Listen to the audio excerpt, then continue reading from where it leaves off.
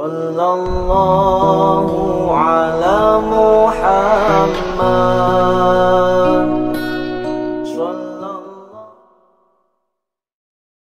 Batinnya seorang yang toleran itu isinya paling tidak 4. Yang pertama, menghormati.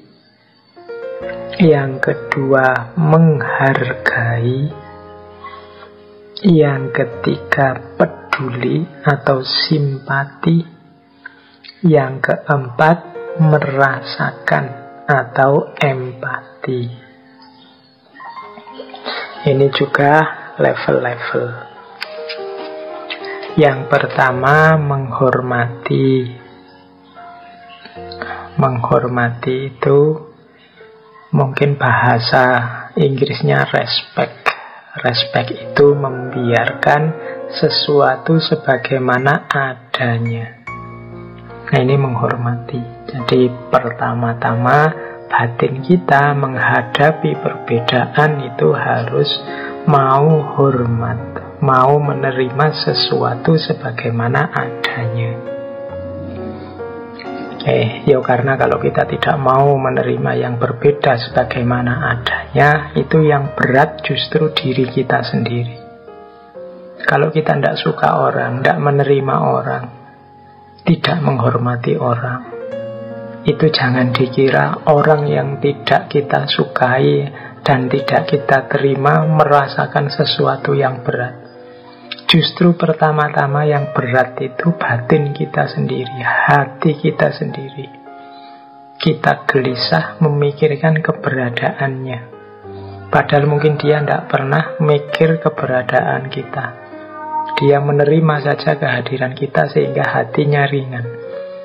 Tapi justru kita yang tidak menerima, batin kita yang berat. Maka penting pertama-tama kita hidupkan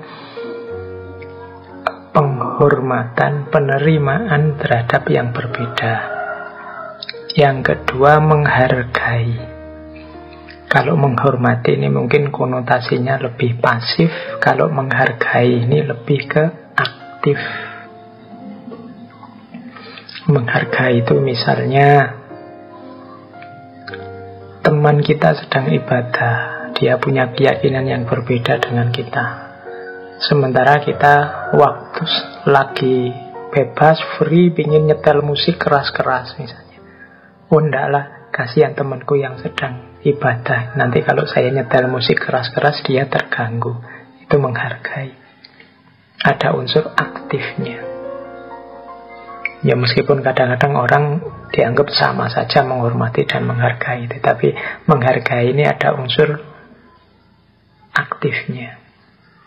Jadi penerimaan tadi diwujudkan dalam tindakan-tindakan, mungkin kata-kata, mungkin perbuatan. Nah, ini sejenis penghargaan. Ada wujudnya penghormatan tadi dalam bentuk penghargaan.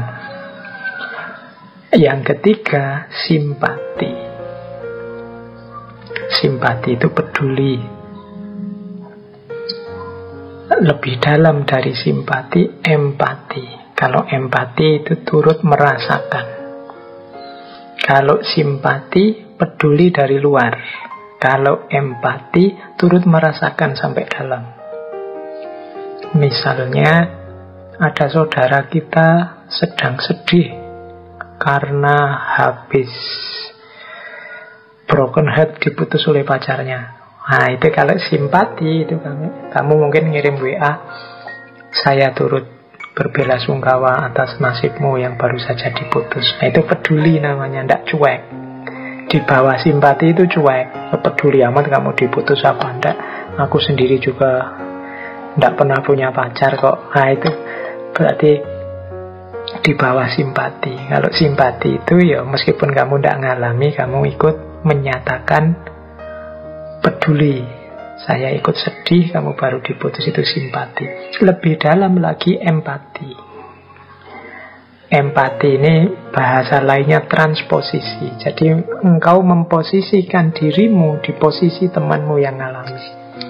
Seandainya aku yang diputus, seandainya aku yang merasakan itu, seandainya aku yang ngalami itu, Aku bisa merasakan sedihnya, aku bisa membayangkan beratnya. Itu empati. Ada yang bilang untuk bisa mengempati itu kita harus punya pengalaman yang mirip, yang sama. Seandainya aku punya pendirian, punya keyakinan kebenaran, kemudian dipaksa untuk mengakui kebenarannya orang lain, betapa galaunya aku. Maka aku bisa merasakan kesedihannya saudaraku itu. Itu namanya empati. Tidak sekedar melihat dari luar, tapi turut merasakan di dalam. Seandainya aku dicaci maki, dilecehkan keyakinanku seperti itu, maka aku bisa merasakan betapa sakitnya hati, betapa downnya mental. Nah, itu namanya mampu empati. Jadi dalam kita bertoleransi, kalau bisa, tidak cuma lahiriahnya, tapi juga batinnya. Batinnya toleransi itu isinya menghormati, menghargai, peduli atau simpati. Dan yang keempat, merasakan atau empati. Jadi ini kualitas-kualitas batin yang hendaknya kita hidupkan dalam rangka kita menjalani hidup bersama yang lain yang berbeda.